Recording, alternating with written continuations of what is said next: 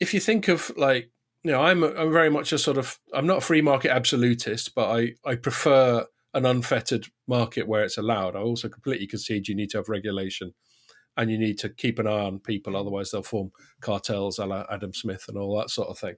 Yeah. But the more you dick about with a free market, the more you interfere with sort of like the natural progression of things. So if the natural progression of the market, for those who are listening, I'm doing an upward motion with my arm on the camera. Not very radio friendly, is it? The upward progression is like that, and then the dicking about makes it skew like that. Then there's this sort of imbalance that has to be rectified. And then the further away the artificial state of things is from the natural state of things, the greater tensions there are in there, and the more brittle and fragile that thing is. So yeah, I mean, I think what the points you're making, if I've understood them correctly, about tensions created within the broadband market, at least partly as a result of this geopolitical dicking about, is well made.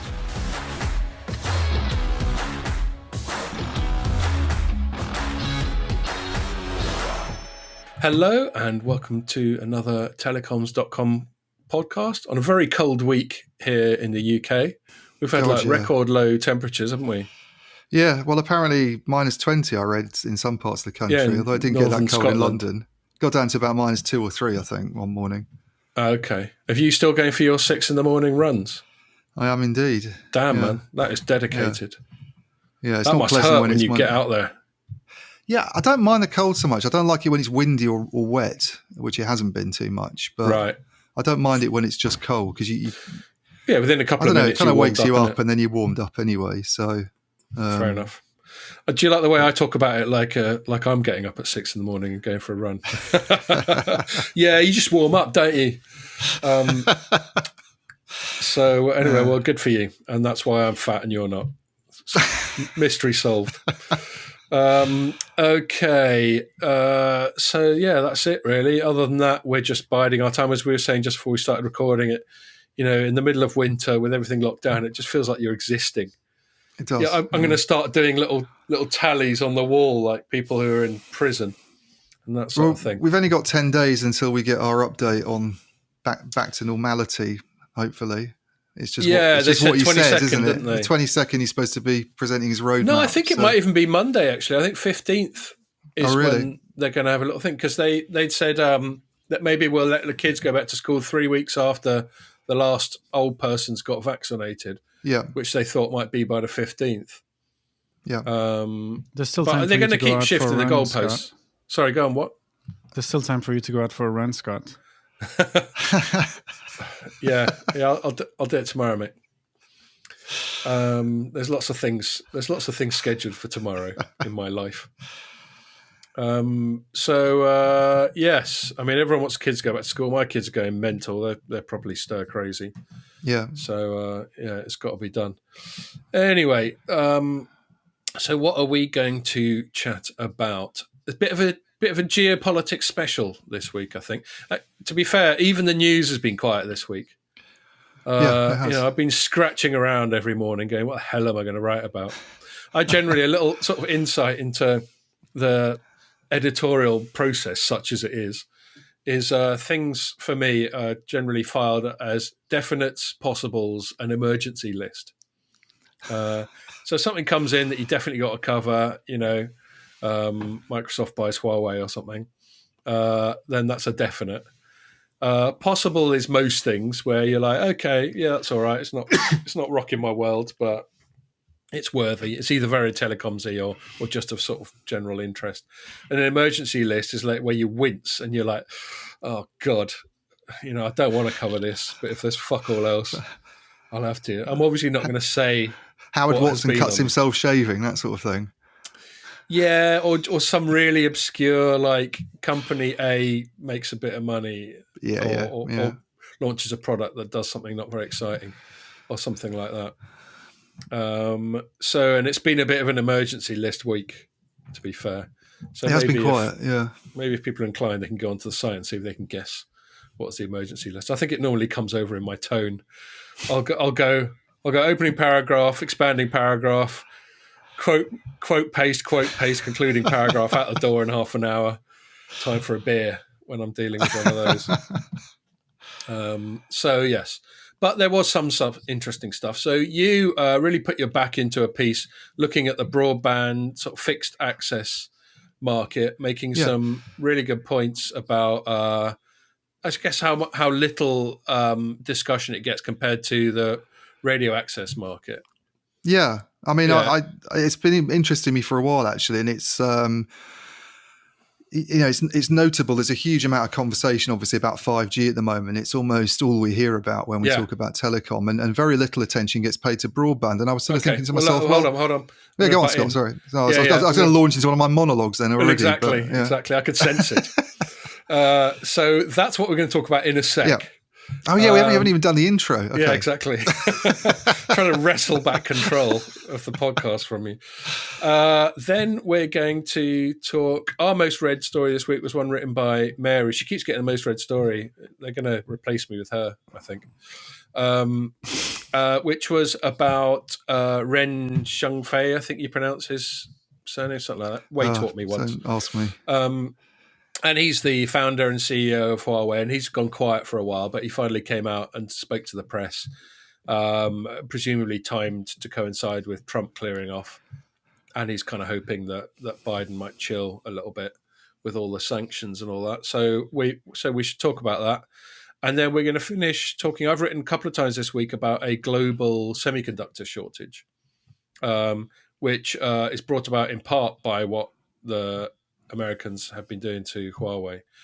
So it's worth a little look at that. And then we might have a sort of trademarked Scott Bugbear piece about digital identity in the time of coronavirus to finish off, if I'm feeling really self-indulgent.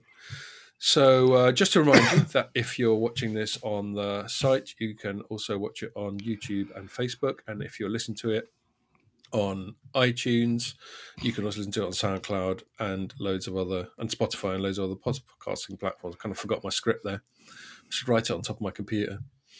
Okay, so without further ado, given that you already got started, Ian, I did. Tell us about your piece about broadband.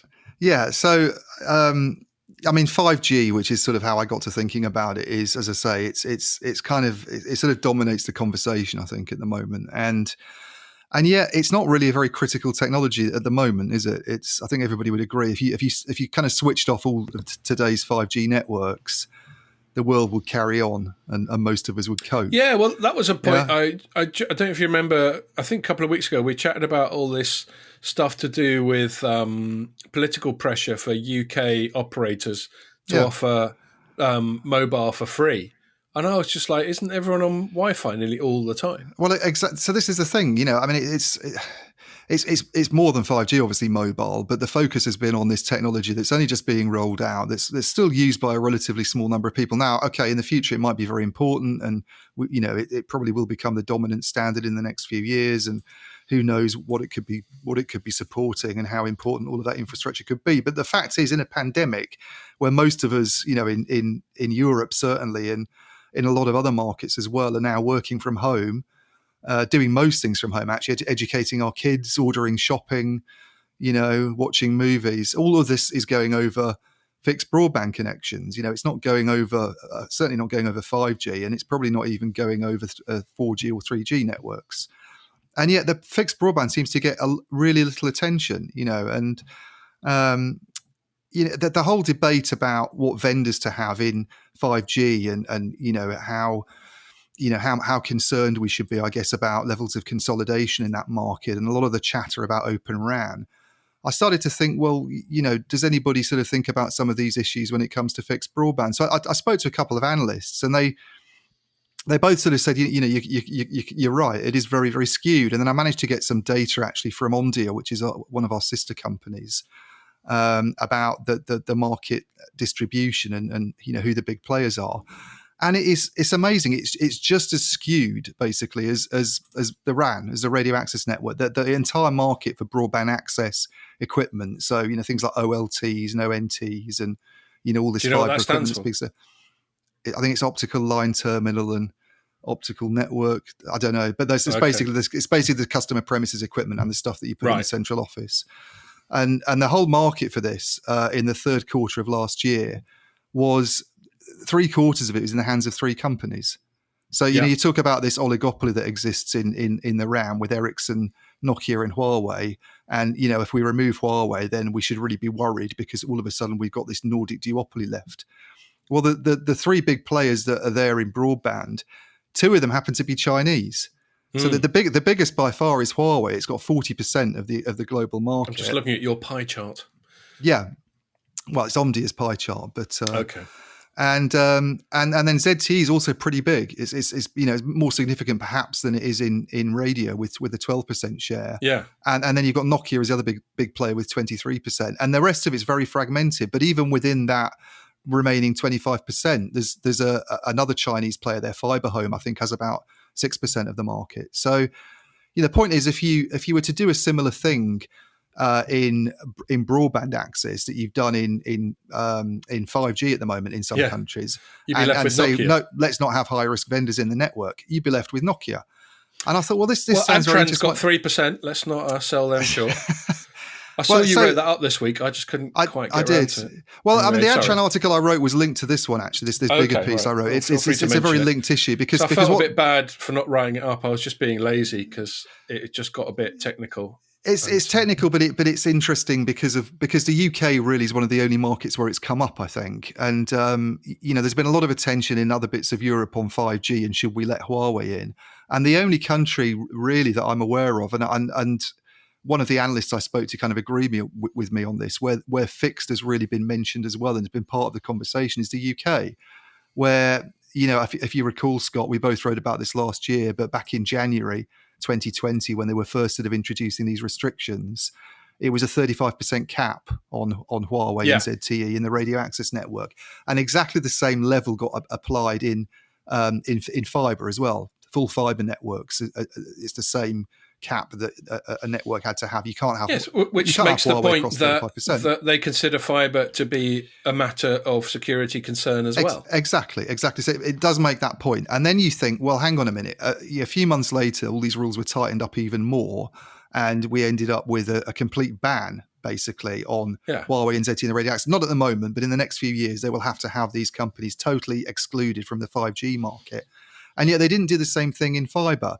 And I mean, this came up when I actually spoke with Adtran and Peter Bell, who's the CTO of OpenReach, in the middle of the week when they had this Adtran announcement. I asked Peter, what's the situation really with fibre at the moment? Because I know you've got this 35% cap, but it sounded like they hadn't really decided, and they haven't really decided, basically. They're in consultation still with OpenReach at the moment. Yeah, and presumably one of the biggest considerations is your point.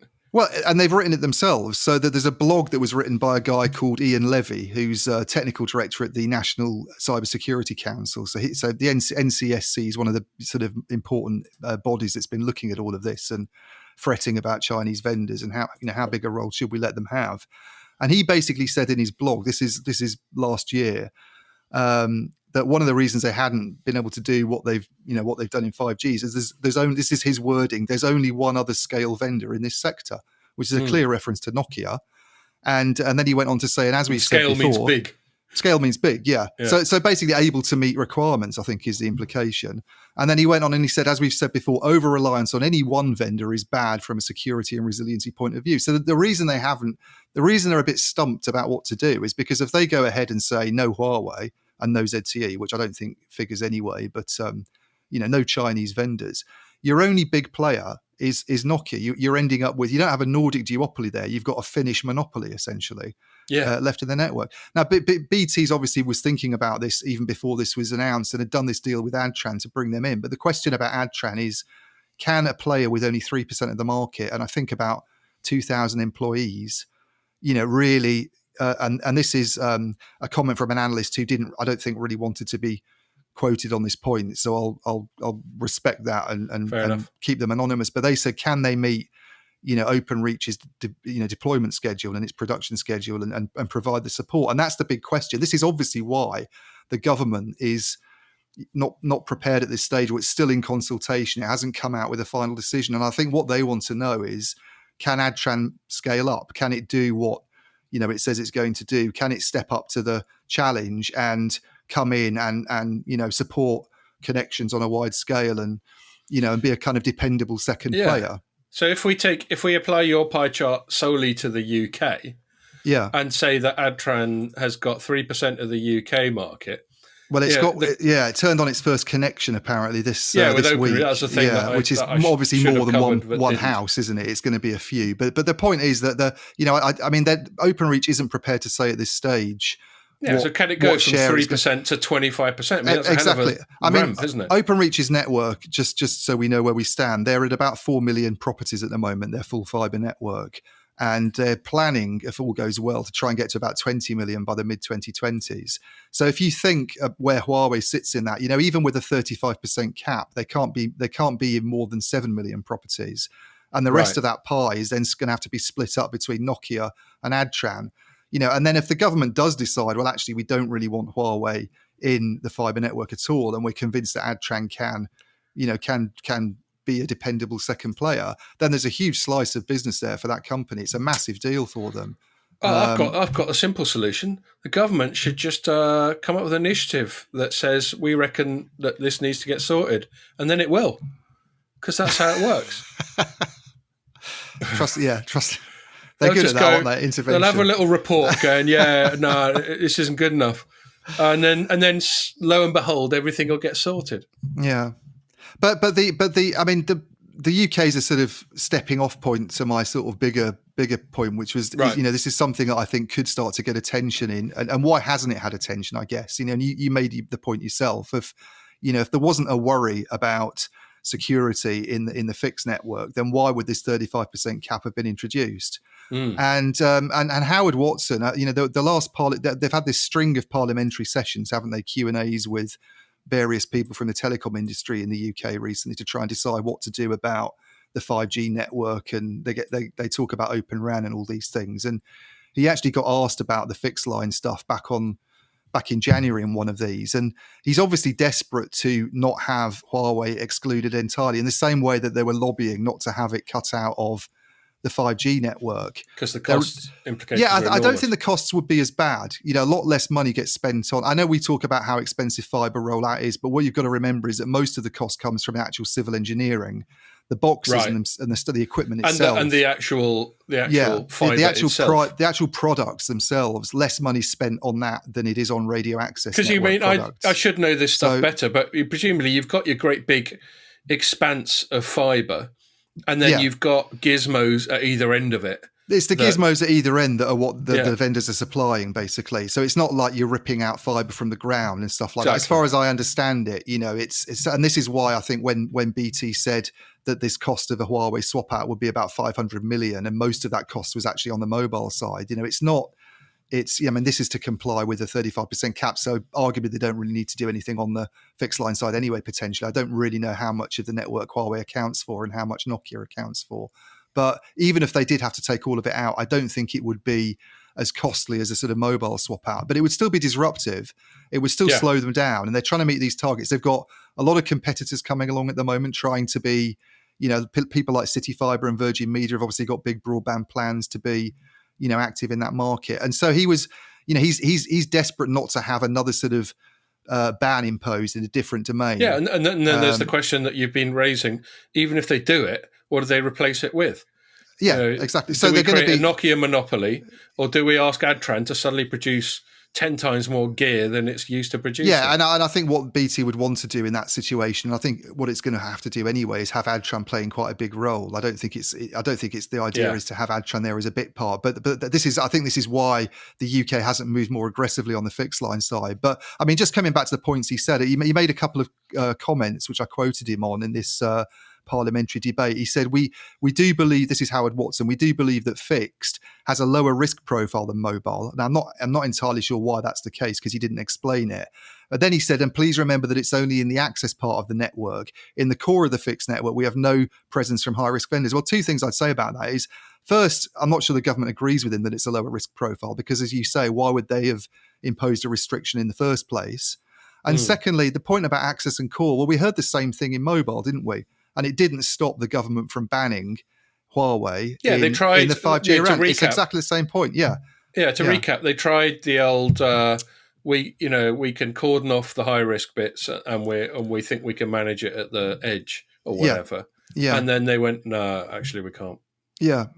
And I'm just wondering whether, the sort of attention it's got in the UK, and it's a bit hard to see how geopolitics is going to play out at the moment, because we've obviously got a different US president, and things might calm down a bit. There's signs perhaps that, he's not going to go after Huawei as aggressively as Donald Trump did. He'll probably try and do it in a more sort of, we'll come to that as well. A more sort of tactful way. We're going to talk about this. So but I just wonder whether the focus it's getting a little bit in the UK at the moment might prompt other sort of European countries to take an interest. So I spoke to a couple of analysts, and I did quote people on this.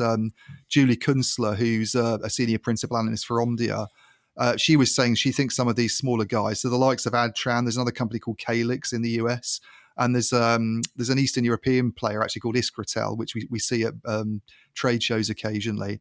She thinks all these guys could be in quite a good position in the next few years.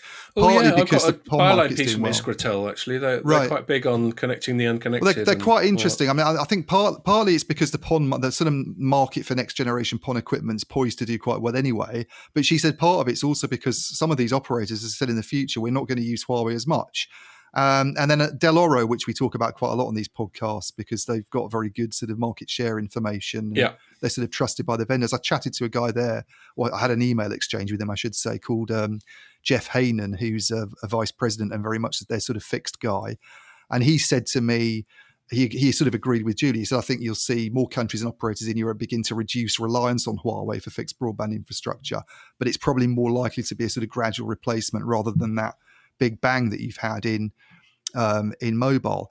But the risk is, if you do get more, more stringent curbs, and then you get other countries doing something similar, it sort of heightens the risk of, we've talked about this before, this bifurcation that might happen in mobile standards, where you end up with a kind of Chinese standard and then one for the rest of the world. And this was Julie's point. She said, if Huawei doesn't see any advantage in participating in some of these standards groups because it can't get into some of these markets as easily as it used to, then it's strong enough with that 40% share just to basically go off and do its own standard. And if that happens, then you've got, you've potentially then got problems for the operator and the consumer, because you have all those issues to do with fragmentation and losing certain economies of scale and, losing big vendors in certain markets that would come up. And it's something I think the industry would be concerned about. Yeah, and there's already signs of it happening, actually. Right. So there's, go on. Sorry, mate. But yeah, I mean, there's something that's actually happened. Two standards that have been talked about, which are kind of on the horizon for the next decade on the fixed line side. One's called 25G PON and one's called 50G PON, and basically it's it doesn't take a rocket scientist to work out. It's a question of how much extra capacity you're talking about. But it's quite controversial. We've already hit 100G PON, haven't we, Nokia? Oh, this is the test they did, wasn't it? Yeah. But these, I mean, what's basically happened is that there was a bit of a falling out last year, which I wasn't even aware of until I talked to people. But Nokia has essentially thrown its weight behind this 25G PON standard. And what Huawei wants to do is they want to skip that and go directly to the 50G PON. And this all came to a bit of a head at a meeting of the ITU last year. And what the upshot was that Huawei and a bunch of Chinese service providers basically blocked the standardization of 25G PON. Oh dear. And so Nokia's now gone outside the normal standards process and is trying to sort of build a coalition of the willing, if you like, to get behind 25G PON. Yeah, you can see where that's headed, can't you? Well, yeah, I mean, I don't know whether it's whether it's doomed or not. I think it's not. It's feasible apparently that you could do it out. So if you get enough support for it, you could do it outside the standards process and then see it kind of standardized. No, I'm talking about the bifurcation. It's quite clear. But exactly the bifurcation and some other. But I don't know how to pronounce it. Actually, is it bifurcation or bifurcation? But bifurcation sounds like a word for hitting someone. Whatever bifurcation happens, on him. it is a concern in terms of you get sort of two buying groups developing. I think is how another analyst firm called 650 Group put it. That there's and they wrote quite an interesting blog on it as well. That you could end up with this sort of splintering into Chinese and Western groups. And they were saying that it's not uncharted waters for the industry, but it's quite rare for that to happen. and has quite big implications, I think, for the future shape of the market. And the reason is basically the common thread that's going to hold all three of our segments this week together, which is this unilateral action that the US has taken against China. Now, obviously, I'm not saying that there weren't good reasons for it, and I'm not saying that China hasn't taken the piss when it comes to global trade and all that sort of thing. But the most recent catalyst has been unilateral action by the Trump presidency, by the Trump administration. And, as I've said in one of my stories I wrote today, when governments start dicking about with markets, there are always going to be unintended consequences. So we've got the thing we spoke about last week, which is our government starting to flap about a duopoly that was a direct result of this dicking about with markets. We've got this looming problem of a potential monopoly in fixed line if we go the same way. We've got the uncertainty that comes from people just wondering when the Americans are just going to suddenly go, "No, you're not allowed to do this now," because they certainly threw their weight around a lot over this 5G stuff. Yeah. It started with them just going, well, these Chinese, they can be a bit dodgy. Maybe give them treat them with caution.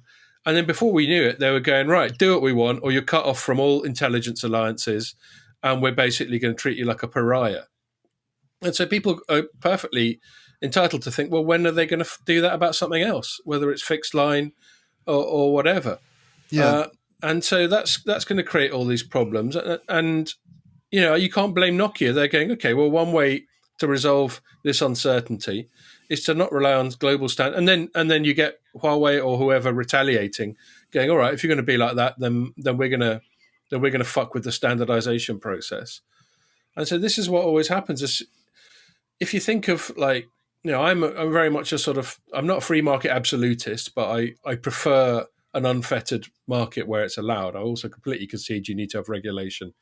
And you need to keep an eye on people, otherwise they'll form cartels a la Adam Smith and all that sort of thing. Yeah. But the more you dick about with a free market, the more you interfere with sort of like the natural progression of things. So if the natural progression of the market, for those who are listening, I'm doing an upward motion with my arm on the camera. Not very radio friendly, is it? The upward progression is like that, and then the dicking about makes it skew like that. Then there's this sort of imbalance that has to be rectified. And then the further away the artificial state of things is from the natural state of things, the greater tensions there are in there and the more brittle and fragile that thing is. So, yeah, I mean, I think what the points you're making, if I've understood them correctly, about tensions created within the broadband market, at least partly as a result of this geopolitical dicking about, is well made. And it's hard to see there being a neat solution to it other than Biden and his administration more skillfully taking a step back from the position that Trump put them in without losing face, without taking pressure off the Chinese to not take the piss when it comes to things like rigging markets and picking domestic winners and IP theft and all this stuff they're accused of. So good luck to you there, Joe.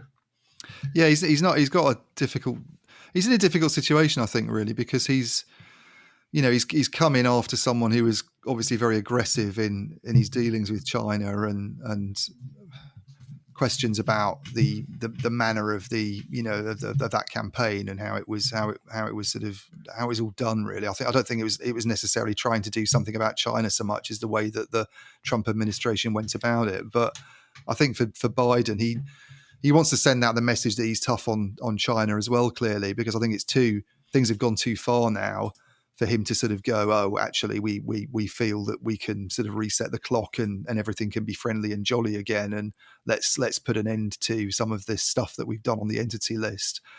But I don't know, he doesn't want to appear too soft, does he? This is the problem. No. It's as you say, it's getting this sort of balance right in terms of how to deal with China, and I mean, it's unclear where it's going to go, really, I think, and how it's all going to play out for him, really. But I mean, but the interesting thing and the gratifying thing for people in our profession is that it's likely to be the telecom sector that is probably the crucial battleground of it. Because if we get closer to 6G, or if we get a splitting of standards over optical or both, then that's going to reach crisis point. Yeah. And that's it usually takes a crisis before people stop dicking about and actually get in a room and go, all right, let's sort this out. Yeah. So I just come back to the fixed line issue. If we did get this sort of bifurcation, you're obviously losing a huge play. I mean, that market share figure of 40% for Huawei is bigger, I think, even than its share of the sort of 5G radio access networks market, and it's got huge R&D budgets compared to some of these other. You take Nokia out of the picture as well. Let's just ignore them as the other big player, and you look at this collection of small players like Adtran and Calix. I mean, they just don't have that sort of R&D muscle. No. But what I would say is you don't have. I mean, from my understanding, and it's not a market I cover as much as the RAN. One of the perhaps more encouraging things, I think, is that some of these interoperability issues and the lack of any real alternatives at all to the big three in the RAN. Maybe that is not quite as big a concern in broadband. Maybe we could have an Adtran or a Calix built into a much more sizable company. So, if you look at that market share that Adtran's got of 3%, makes it sound almost insignificant on the world stage, but they do actually play quite a big role in some countries. So they do a lot in Germany, for instance. I think they supply about 30% or 35% of all internet connections, they say, in Germany. Have a big deal with Deutsche Telekom. So what is it, a German company? Well, it bought a Siemens business, if you remember, years ago, and that basically got it the work with Deutsche Telekom. So, and I checked with the Deutsche Telekom spokesperson just to sort of be sure on their side as well. Who are your big broadband vendors? And they basically said Nokia and Adtran at the moment are the two biggies in the sort of access side. I'll tell you another thing. You're talking about Calix. It's interesting that again there aren't any big US players. I know exactly. Like Cisco and Juniper is more sort of switches and that sort of thing. You've got Cisco and you've got companies like Ciena, which is more optical transport. Right. But they are actually, I mean, one thing that apparently is happening with some of this next generation PON stuff is that some of the players that have come from that market and have done transport, done sort of routers and switches stuff, perhaps on transport, are coming into. They're seeing opportunities in the edge and in the access network. It would seem like an obvious area to be in. So it is an area for them to. And I did a piece on Ciena actually as well, and its sort of European ambitions. And this ties in with the theme. They were saying that they're seeing opportunities in the European market to come in and replace Huawei at the moment in their conversations with people. So this is obviously not mainly in the broadband access side. This would be sort of optical transport and other bits of the network. It's a concern.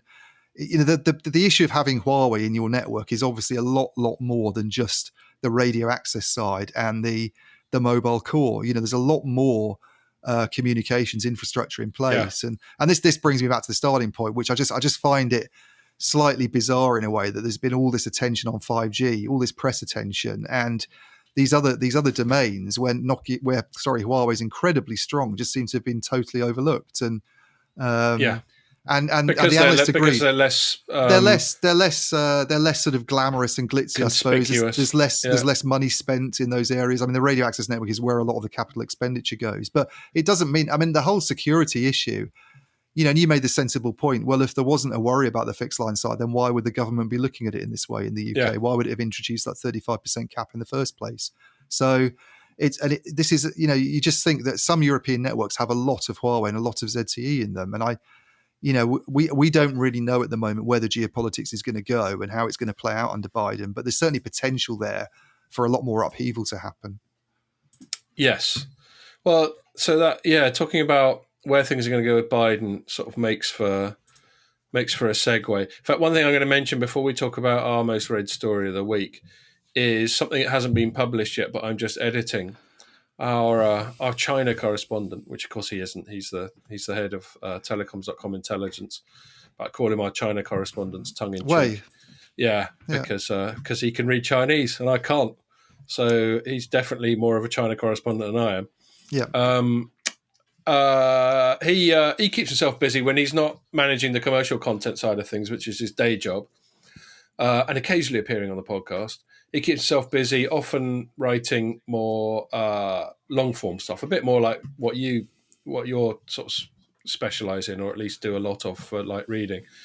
And I said to him, why don't you have a little look around? I saw a few bits coming out of the Chinese press, like Global Times, where they were sort of mulling how things are going to change under Biden versus Trump. And I said, wait, why don't you have a little sniff around and see what you can dig up? And then he, a couple of weeks later, he lands this 6,000 word thing on my desk and goes, edit that. So I started editing it yesterday, and it's a great bit of work by way, and hopefully I'm going to publish it in installments next week.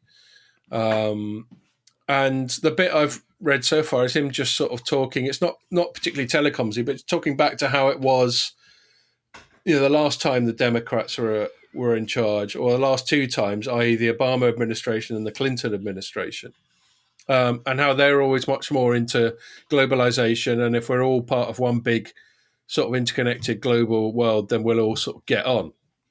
A bit like the sort of European Union ideal. Now, I'm not going to totally scoff at that as an ideal. Obviously, if we're all siloed and we're all behind our fences, that's going to lead to mutual mistrust and potential aggro. But just having everyone trading with each other doesn't resolve all of that. And I think one of the reasons China was such a strong platform for Trump was that it, was this piss taking and this gaming of the system that China was accused of doing. And so this is the dilemma they got. And the first bit of what Wei wrote was just sort of wondering whether under Biden they're going to try and revert back to that. But I think, as we've said before, that the genie's out of the bottle. You can't pretend the last 4 years haven't happened. And intemperate words have been said. And I assume US public sentiment is more suspicious towards China than it was 4 years ago. I think global sentiment actually in Western style, with in the Western coronavirus style democracies. Well. I feel it's the genie out of the bottle, but China hasn't helped itself really over the last 4 years. I don't think some of the things it's been doing. It's not been the kind of it could have tried to be the sort of grown up, responsible, party in the whole sort of dispute, couldn't it, with the Trump administration? And actually, what have they done? They've, you've had reports of sort of ambassadors, leaning on governments in a kind of slightly sinister way. You've had sort of military action going on against India. You've had sort of, clampdowns in Hong Kong. You've had Canadians arrested on trumped up charges just because they've done the same against Huawei CFO. So they've just sort of confirmed a lot of suspicions. And as you say, the whole COVID-19 issue, I don't think that's been a disaster for them, I'd say, really. Yeah, we just had that WHO thing where they went there, spent about 5 minutes, went, no, Chinese definitely didn't do anything wrong. Exactly. And everyone's like, oh, come on. Yeah, exactly. So it's too late. It's definitely too late to go. I mean, I think this is one of the positive things actually that's come out of the. It's funny to describe it as positive because it doesn't sound upbeat at all. It sounds quite worrying. And where are we going to be in the next 10 years? But I think Trump and his lieutenants were sort of prepared to confront this in a way that it had sort of been. I don't want to say it had been ignored under Obama or his predecessors, but I don't think it was. It just wasn't obvious, was it, the extent to which some of these abuses were going on? And I'm going back to the sort of specific telecom stuff. We heard about these court cases that happened at the turn of the century where, Cisco was suing, Huawei over intellectual property infringement. But then for the sort of next 17 years, it's just been a case of, Huawei's the big company to watch and they're doing very well in the market and look how competitive they are compared with Ericsson and Nokia these days. And there's all sorts of questions about how they were able to get into that situation in the first place. I think now these are allegations. Obviously, I should use that word before.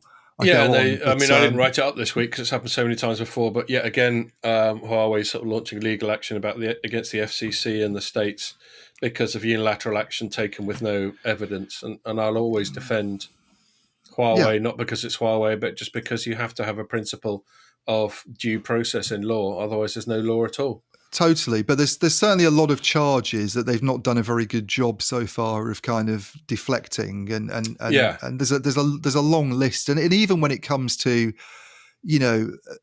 things that were very visible actually that we can see going on, it's quite clear that Western companies trying to compete in China don't have a fair shot of business, do they? I mean, we can see that from the market shares of companies like Ericsson and Nokia when it comes to playing in China's 5G market. What are they left with? About 12%, I think, of a market that's building, that built 700,000 5G base stations last year and is therefore absolutely critical, in terms of scale.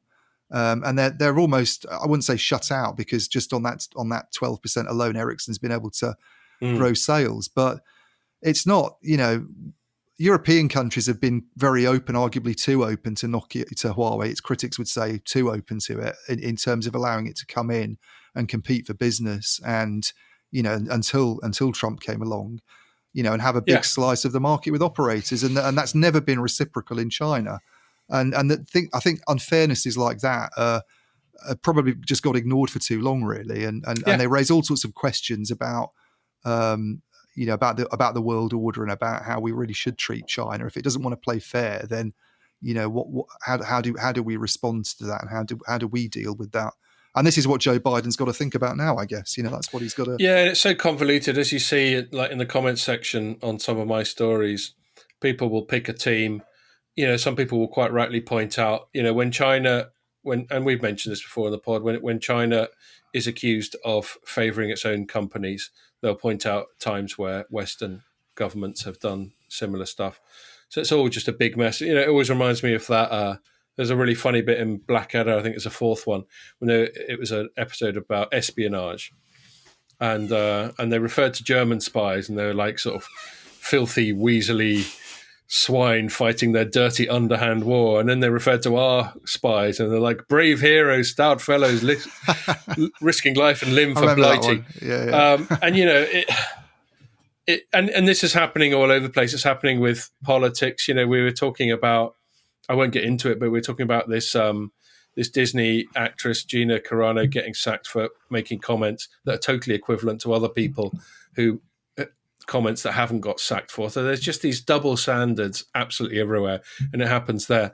But I mean, going on to Ren, yes, and what he was chatting about. So yeah, that got loads of reads this week. There was a bit of a delay. There's like a 24-hour delay. I think it must have got traction in China, which took a little while, because the initial round, normally a lot of our sort of first round of reads will come from the newsletter. But this must have been a more googly SEO type of thing. And it's just worth, I suppose, just quickly recapping on some of the stuff. I mean, I've got the transcript that Huawei's PR people shared with us, and I sort of highlighted a few bits. One thing that's worth noting, he said our sales revenue and profits in 2020 were higher than the year before, which is a good effort. This is Ren saying that, yeah. Well, there were reports, weren't there, actually, out of China. And Robert Clark, one of our freelancers, covered this for us. Yes. And it's not been. I did go to Huawei, and they wouldn't confirm it. They just said this is all. Yeah, so this is the confirmation. I mean, very top line. It was, yeah, but he didn't actually cite any figures, did he? But I think the numbers were in Robert's story. So I can't remember what it was, but I think it was something like 10% growth. Am I getting that wrong? I'm going to have to look it up he now, didn't put any figures in this. There's just one sentence where he just simply said our sales revenue and profits in 2020 were higher than last year's, by which I presume he means 2019. Yeah. So that's interesting. In fact, there was one thing he alluded to later, which will go part of the way to explaining that. Of course, we don't know whether those figures are bollocks. I'm not saying they are, but there's no auditing. They've never been very transparent about their figures. So the figures that were reported by China Business Network, it's called. Yeah. These are preliminary figures that they said they got hold of. Is sales up 11.2% and profit up 10.4%. Which, on the RAN side of things, on the telecoms gear side of things, is perfectly believable when you consider how much building out has been going on in China. Well, it might even be more than that, I suspect, on that side, and that's why it's compensating for other things like the phone business and all that, which has probably gone down a lot. Yeah, and then there's a bit, later on he refers to like business services and other bits of diversification, and he basically he reckons that other bits of diversification can compensate for the phone business by the end of this year. Right. Which is quite remarkable when you consider how big the phone business is. Well, yeah, I mean, it was the biggest part of the business, wasn't it, in 2019? So In terms of in revenues, I terms of think, revenue, yeah. yes, it was the biggest contributor. I think only just sort of 52% maybe, but it was bigger than the networks business. But was he more specific at all about what this diversification was? Well, Because they've done weird things in the past, in even things like solar panels, I think, Huawei. So yeah, this press event was at a coal mine, I think. So there right, was yeah. an industrial IoT slash sort of bespoke network type of thing going on there. And just reading Mary's thing, Intelligent Mining Innovation Lab. So yeah, it's all this industrial IoT type of thing.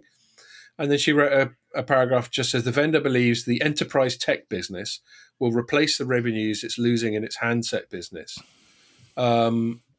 And the time frame he has in mind is, quote, I think more or less within this year. So that's quite a claim. And, right. I wouldn't put it past them. And this was a Chinese mine that was that yes. this conference was at, right? Yes, one of those places that has X's in it, so I don't know how to pronounce it properly. Yeah. Well, I mean, we talk about private wireless, don't we, quite a lot, and what opportunities there are there. Now, I guess whenever I think about it, I just tend to think of Germany and people doing stuff for Volkswagen and BMW. But China's obviously hugely industrialized itself and has, just as it's got the world's biggest market for macro base stations built by operators, it's going to be one of the world's biggest markets for private wireless, isn't it? You would guess. And who's going to pick up most of that work? It's going to be Huawei and ZTE. So yeah, and by all accounts, China is in many parts of it probably as advanced as anywhere in the world in terms of actually in situ live commercial technology. Yeah, definitely. And so I wouldn't be at all surprised to hear that they've got mines, and obviously they're not so bothered about. They don't bang on about green stuff. They don't give a toss. No, they're all coal-fired power stations and all that sort of thing. So they can just get on with winning. This is this top-down, centralized, sort of despotic regime advantage, where Xi Jinping could just go, right, we're going to kick ass on this stuff, and there's nothing to inhibit him. There's no sort of Senate or House of Representatives to oppose what he says. There's no free press criticizing what he does, all that sort of thing. They can just crack on. And the advantage of that is, the trains run on time, to paraphrase. Yeah. So, so I wouldn't be at all surprised. So there's probably plenty of revenue there. And, just to finish that off, because we've got to move on to the last segment before we run out of time. He did make a couple of, he was asked sort of very obliquely about his relationship with Biden and all that sort of thing. There's one quote from him that says, I hope the new US administration will come up with more open policies that are in the interest of US companies and the US economy on the whole. They've always tried that. They've said, you're just hurting yourself with this bullshit. Yeah. He said, I believe the new administration will weigh and balance these interests as they consider their policy. And then later on, he was asked, he said, I think it's very unlikely that the US will remove us from the entity list, which is the list that's causing all these restrictions. I don't want to say it's impossible. It's extremely unlikely. We basically aren't considering it a possibility. And then I think the last thing he said that's relevant to all that, someone goes, has US President Biden called? And he goes, I would welcome that, but he hasn't called. You have my email address and telephone number. And then they go, if he did call, what would you want to talk about? He said, I would talk to him about common development and just the usual stuff about everyone living in harmony. Yeah. And all that sort of thing. Do you know what I'd like to hear from them a bit more, though, is which they've been very quiet about, I feel, in the last few months, and maybe it's understandable, but there was a lot of concern about the impact of the sanctions on. We've almost seen it on the handset business, but one of the areas that interests us is the radio access network side of things and how competitive they could continue to be in 5G. Building base stations with the kind of chips that are required, and the fact that you need some of this semiconductor expertise that comes from the US, that has US origins, or certainly equipment that's made in the US is being used to produce some of the some of the chips. And a lot of analysts were saying, well, at some point they're going to run out of these semiconductors and they're going to have to fall back onto. That's our next segment as well. Okay, well, all right then. Well, why don't you Well, no, you carry on because I mean, I was just going to say that that issue seems to have gone a little bit quiet, and the point was that they would run out of this sort of high quality stuff and have to fall back onto, sort of substandard gear, really. And the point then is, of course, they're no longer as competitive anymore. A company that's been regarded arguably as the high flyer, really. I think the accusations that they're just sort of cheap rip-off merchants have disappeared.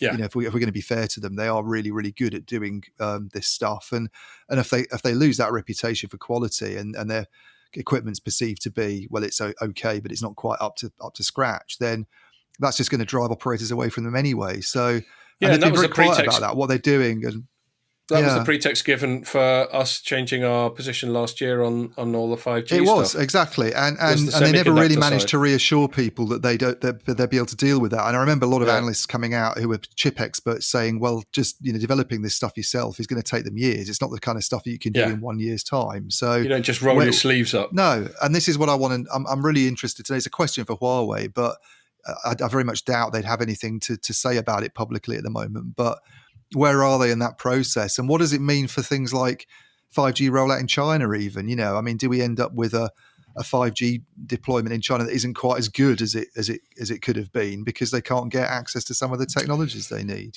Well, there we are. So moving on from there onto the final segment, we again have the unintended consequences that come from geopolitical dicking about, and which is that we now have a global chip shortage, full stop. Right. It's most severely affecting the automotive sector, such that big automotive manufacturers such as the US and the EU are shitting themselves and starting to think and as ever, the government's stepping in going, oh, right, we better do something about this. And, people are entitled to think, well, it's you broke it, so you fix it. So GM has apparently come out and said that the chip shortage is going to knock $5 billion off its profits in 2021 because it can't just, all cars are just riddled with chips now, aren't they? They are. Yeah. So it just can't make them. They're everywhere. And so I've written a couple of pieces this week. I'm just gonna remind myself the two that I've written covering this. The first was more just sort of acknowledging the fact that this chip shortage exists. My headline was "Hoarding and Economic Recovery Contribute to Global Chip Shortage." Now, the hoarding part of it is a direct consequence of this Huawei dicking about. So they basically tell Huawei, you can't get hold of any more chips. Hold on a second. You can't get hold of any more chips. So Huawei did the perfectly rational thing and went on a shopping spree and bought up as many of these chips as they could and ahead, because they were given some advance warning of when this new embargo would kick in. And so Huawei buys all these chips, and then suddenly everyone else that competes with Huawei for supply of chips thinks, shit, we better get buying of all these chips. So you get this snowball effect of artificially accelerated demand. And, chips are very complicated things to make. And as many stories that have been written this week talk about, there's single figure, possibly only even 2, 3, 4 manufacturers in the world, certainly at the high end, that are capable of producing this stuff. And they normally operate at capacity. So they can't it's not like when there's an oil price issue, so Saudi Arabia just turns up the tap on oil. It doesn't work that way with chips. It's quite hard to just suddenly ramp up supply. Memory chips, that sort of thing, and everything. It's everything, all the way up to the latest node of 5 nanometer or whatever the latest node is for semiconductors. It's all the way through the food chain. Yeah. And automotive chips. I would have thought a lot of automotive chips don't require the very latest manufacturing process because they're embedded in a car. It's not like being in a mobile device. You can afford for a chip to be relatively hot and large in a car. This chips issue is one that it's another one where the supply is increasingly sort of caught up in geopolitics, I think, as we've seen. But it's like as you just said, it's a few companies, isn't it, that actually have their own sort of manufacturing facilities. Yes, what are they called? With TSMC by far the dominant one. And you kind of, in the same way that all of a sudden we're looking at the RAN market and we've just talked about broadband and look, we've only got 3 big players, a couple of them are Chinese, is it a good idea? Do we need diversification? I think there's we don't write about this as much as, or I certainly don't, but the chip side of things, I think, is an area where, this is the ingredients, isn't it, of all this stuff. This is this is where all the clever, this is where all the brains gets done, basically, and put together. And and as we know, as you were just talking about earlier, you even need chips for optical stuff. You need them for everything. And I wonder whether some of these smart and AI and all that sort of thing. Yeah, the fact that TSMC is where it is, very close to China. Increasingly threatened by it, perhaps. Yeah. I don't know what the latest is in wrangling between those two countries, but there's always something going on, it seems. So as soon as anyone mentions Taiwan, China has a little hissy fit. It doesn't sound, it sounds like another sort of nightmare issue, really, for the industry, that we're very, very reliant on a couple of big players in some vulnerable situations, I should say, perhaps, what one of them being, as I say, TSMC. What would the other ones be? Samsung's a very big sort of company in this market, isn't it? But Intel's a big chip maker, but there's been a lot of talk about Intel going fabless, hasn't there? Sector. I wrote about Intel a couple of weeks ago, and I remember getting onto their earnings call, or rather reading a transcript of the earnings call, I should say. And one of the big issues for them at the moment is whether to actually get out of the manufacturing game entirely and focus just on design, which to me would seem like, maybe for them strategically, it seems like a sensible thing to do for all sorts of financial reasons. But from the perspective of security, would be remarkable. Yeah, and I would have thought it's the sort of thing that would have government authorities and regulators and all these kinds of people going, hang on a minute, is this something we really want to see happen? Looking at, there was a good Bloomberg piece talking about another issue, which I managed to get into by using my VPN, because Bloomberg's got that semi paywall thing. They do. And I'd used up all my Bloomberg free credits, but then the VPN told me through, so I'm looking at it on my other computer. And they did a little chart just showing who makes all this stuff, who designs it, who actually manufactures it. And they don't count Intel in the context of a lot of this as a foundry at all. Right. Okay. Now, that's slightly wrong, because I'm pretty sure Intel makes nearly all its own chips. But a foundry is like a contract manufacturer. And so there we've got TSMC is a big one, Samsung's a big one, and then there's SMIC, the Chinese one, which has been subject to another set of restrictions by the US. And so that's it. There's only really two. That to me is has got to be scary to anybody outside those markets. If you're a US authority at the moment, and there's all this talk about 5G security and network security, and having vendors that are based within the US doing things, and I would have thought that this would be terrifying. Really, that's that situation. So that's why we've got the story I wrote today, which is headlined: US starts to panic about the chip crisis it did so much to create, and apparently in a recent briefing with the press secretary, she came out and basically said, Biden, here's the quote: the Biden administration is, quote, currently identifying potential choke points in the supply chain and actively working alongside key stakeholders in industry and with our trading partners to do more, brackets, to sort it out. She's like, oh, well done. I can tell you where the choke points are. They're where you've started mucking about with the market. Yeah. The trouble I suspect here is that this is quite similar in a way to Open RAN, I think, isn't it? That there's a desire perhaps among some government officials, and that they're sort of being egged on as well by the industry to get involved and to sort of support things and to put money in. But the amounts that are being talked about are negligible, really. The sort of money that was discussed, I think, in the UK, for instance, is about $250 million. And I think there was even a recognition in the last, or £250 million rather. There was a recognition even in the last strategy paper that they put together, which we both wrote about, that it was tiny next to the tens of billions of pounds they said that the big equipment vendors spend, and chips even more so. To build these foundries, these fabs or whatever you call them, is a huge investment, isn't it? It's quite staggering, the cost of getting it together. Well, and I've actually been in one. Like in what they call the clean room, where you got to dress up in this sort of chemical warfare suit because any contaminants get in there and they fuck up a massive run of wafers and it costs them tons of money. Yeah. And there's all these big bits of gear made by people like Applied Materials. And I remember being told, there's this one very technical looking box, and I was like, how much will that set you back? And it's like $20 million. And this stuff's littered everywhere. So it's incredibly capital intensive as well. Yeah. So if you were, in other words, if you were to try and, we need to have our own fabs, we need to have our own foundries for sort of semiconductor security reasons, the commitments that you're talking about are astronomical. Huge. But maybe, I don't know. I mean, I've been very critical of this in Open RAN, that the prospect of companies sort of throwing money at specific technologies.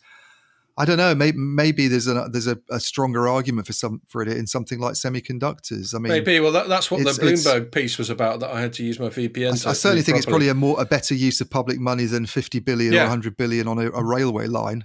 Could well be. So that's what it is. The headline for the Bloomberg one is EU weighs deal with TSMC, Samsung for semiconductor foundry. The only issue I've got, so I think it's right that they're looking at it. And right that they are looking to find some ways of incentivizing TSMC and or Samsung to build a great big foundry in Europe. Presumably imagining the worst case scenario of China just suddenly deciding, right, we've had enough of this, we're having Taiwan back.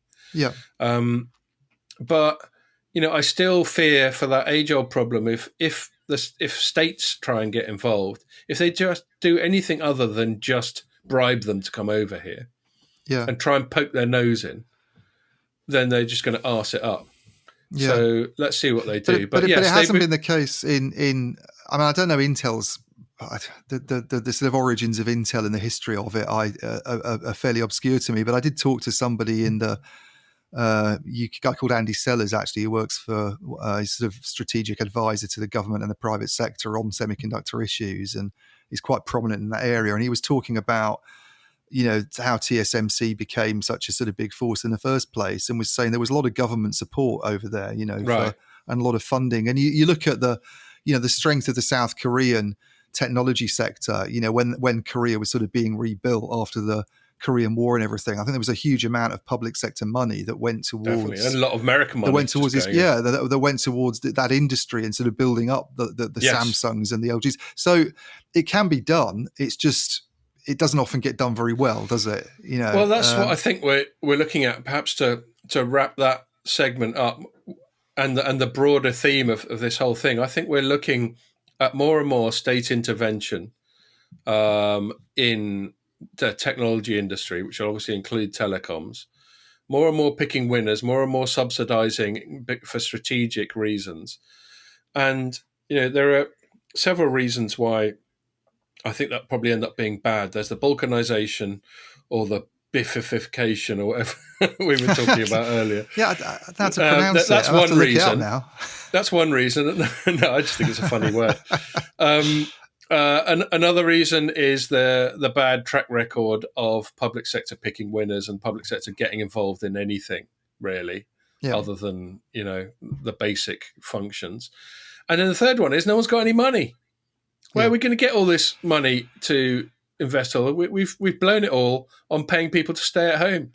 So exactly. I just can't see where it's all going to go. And it all seems to play into China's hands, because China will be going, oh, right, we're playing the state-funded technological arms race game, are we? Well, we've been doing that for years. Yeah. So bring it on. Yeah, exactly. That's that. So what have we? I think we've done about an hour now, but we tend to overrun a little bit. So maybe I will indulge my sort of rant of the week, which is to do with, again, this is not completely outside of the broader theme of this pod, which is the state getting involved in technology. And in this case, it's digital identity. So I got a press release from Parliament or whatever, saying that governments published a policy paper regarding its draft rules of engagement for the future use of digital identities.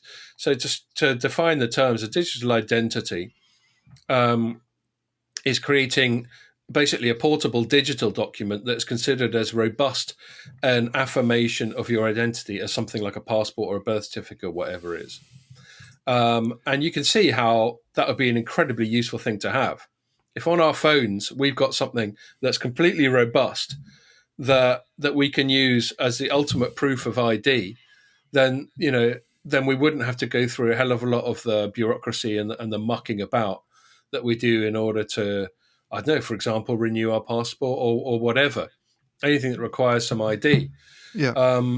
The flip side of it is, what is going to be attached to that ID? Yeah. What are the demographic things that are going to be attached to it? Is it just going to say that I'm Scott Baceno, this is my age, this is where I live, and basic other sort of demographic things, marital status, whatever? Or is it going to start attaching other bits and bobs to it? So it coincides with increasing talk of vaccine passports. And, that at their core, vaccine passports are an acknowledgement that countries are increasingly not going to let people in. We keep getting these new strains, and everyone, you were just talking offline about the Australian Open, and just when they let people in, some new strain crops up. And as soon as one person sneezes, they just shut the crowds down again. Well, that's why I don't think these vaccine passports are going to work, to be honest with you, but precisely for that reason. Yes, what can they demonstrate? I mean, I don't see how it's... I mean, for a start, we don't even know how long we're immune after these vaccines have been given anyway. There's no cut-off point. There's no 6 months, your time's up, you go and get another one done. This is all very uncertain about what levels of immunity there are. You've got some people who've probably had the virus and have good immunity anyway, even though they've not had the vaccine. And you've got these mutations emerging, which, and I'm fairly optimistic actually on the mutations front. I think, if you look at what other coronaviruses do, they tend to mutate, but you can sort of, I mean, the flu isn't a coronavirus, I know, but this mutates every year, and we have vaccines that come along and can deal with it. It's very comparable, though. I think microbiologically and epidemiologically, it's very comparable. Yeah, so it's not that I think that a vaccine resistant one's going to emerge, but I certainly think they throw a bit of a spanner into the works, don't they? In terms of have you had your jabs? Well, I have, but they were done a little while ago, and oh, by the way, there's this Scottish variant at the moment that's spreading around the world. I just don't see how they're at all practical. And I'll tell you, I bet your Scottish one would be brutal, wouldn't it? Oh God, yes, bound to be. Yeah, Glaswegian kiss or whatever they call it.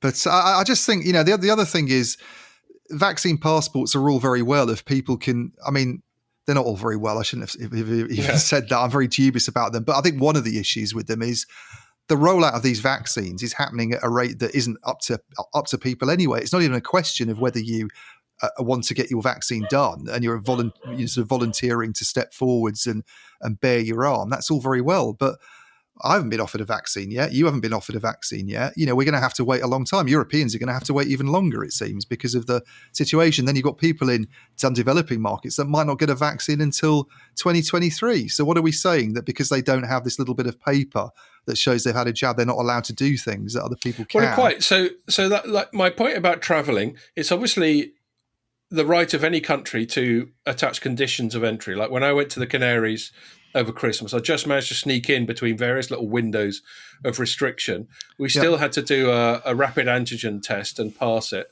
And then we had to present a certificate, which I could store on my phone, showing that I'd had the rapid antigen test in the last few days and that I haven't got the Rona. And then they let me in. But if I didn't have it, they wouldn't have let me in. And so they're going to be increasingly be doing that now for the vaccine. Now, that's one thing. But the thing that really spooks me, and this is back to the broader digital identity thing, is, what if your vaccine status is then attached to your digital identity? It really doesn't take the biggest conspiracy theorist to imagine other conditions to be attached to your vaccine status. Not whether or not you can go to the Canaries, but whether or not you can go to Sainsbury's or go to the pub or go to a football game. Yeah. And this has already happened, hasn't it? I think with that guy who works for a plumbing company saying no one's working for me. He said he'd only employ people who've been vaccinated. But again, that's his choice as as the owner of a private business, and people can then just go, fuck you, I'll go and work for another plumber, technically. Yeah, it's when the government does it. And it's basically, we have a whole bunch of civil liberties. One of the reasons we celebrate living in the UK and not, for example, in China, is that we have more civil liberties than they do there. If if we now suddenly start making those civil liberties, things that we took for granted, now are conditional, and the state has decided it can decide to turn that tap on and off, that just seems like a very slippery slope indeed to me. So that's where I really worry about the digital identity thing. And as you pointed out, and I actually linked to it in my story, the leader in the Spectator this week is talking about whether or not your papers are going to be in order and all that sort of thing. It just sets the precedent of people of the state being able to constantly check up on you. And then if it's digital, that also lends itself to the Chinese style social credit system, because already people are able to track what we do, not just through GPS, but through the fact that, we pay digitally for nearly everything now. And, there'd be no escaping it. If let's say your vaccine status prevented you from getting a pub, and you went to the pub anyway, and then you paid for a beer with your card, and then they could find out that a person with the wrong vaccine status paid for a beer in this pub, and then suddenly they're coming and nicking you. It all gets very Orwellian as far as I'm concerned. It does, yeah. Yeah, it's you pretty got that scary. combined with the fact they just announced that people who take the piss about lying about which countries they come in from could get put away for 10 years. Now, I'm not saying there should be no sanction. Yeah, there has to be. If you're going to have a rule, there has to be a punishment attached to it. Otherwise, it's impossible to enforce the rule. But 10 years, I mean, there are some heinous crimes that you don't get 10 years for. I know. No, that's outrageous, isn't it? The suggestion that you could have, people who've sort of made something up on a form in jail for longer than rapists and people who've been convicted of grievous bodily harm and all this sort of stuff. It's quite. So it's all just getting a bit crazy. So that's why, that's not really a telecoms thing. Although it is telecoms in so much as digital identity, the primary purpose of it is for it to be stored on your smartphone. Yeah. And so that's where telecoms again is front and center of emerging issues. The smartphone has grown in terms of its significance and power and centrality to our lives, certainly every year since the modern age of smartphones came along in about 2007-8 with the iPhone and Android. And it's going to be even more so, such that, you can almost see people choosing to sort of revert to a sort of black economy, by which I mean, non-digital, paying for stuff with cash, doing everything on the sly, because they're getting tracked too much. So this is definitely something to keep an eye on. Cool. All right. Rant over. I think that's the third week in a row I've had a Scott's dystopian rant. That's a good way to end it. Yeah, it is. It's always on this good jolly note to end on. Yeah, exactly. Just ensure that people will go sort of clutching for their beers as soon as they stop listening. So, yeah, I'll leave it at that and thank the audience once more for listening, and make sure you join us for the next one.